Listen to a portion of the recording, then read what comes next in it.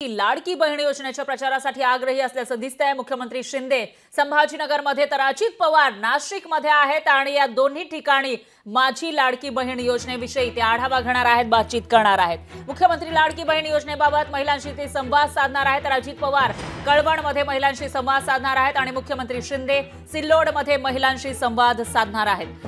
मध्य प्रदेशमध्ये मेरी लाडली बहना ही एक योजना जाहीर करण्यात आली होती आणि त्यामुळे शिवराज सरकार तेव्हाचं शिवराज सिंग चौहान सरकारला चांगलं यश विधानसभेच्या निवडणुकीमध्ये मिळाल्याचं पाहायला मिळालं होतं। त्या पार्श्वभूमीवर आता महाराष्ट्रामध्ये सुद्धा महायुतीकडून माझी लाडकी बहीण योजना ही जाहीर तर झाली आहे आणि त्याचबरोबर ही योजना सक्सेसफुल व्हावी, लोकांपर्यंत पोहोचावी यासाठी मोठ्या प्रमाणामध्ये प्रयत्न केले जात असल्याचं दिसतंय। मुख्यमंत्री शिंदे त्याचबरोबर उपमुख्यमंत्री अजित पवार या दोघांकडूनही आज माझी लाडकी बहीण योजनेचा आढावा घेतला जाणार आहे। या योजनेमध्ये अर्ज करताना बऱ्याचशा महिलांना अडचणींचा सामना करावा लागतो। त्या पार्श्वभूमीवर आता राज्याचे मुख्यमंत्री आणि उपमुख्यमंत्री महिलांशी संवाद साधणार असल्याची माहिती समोर येते।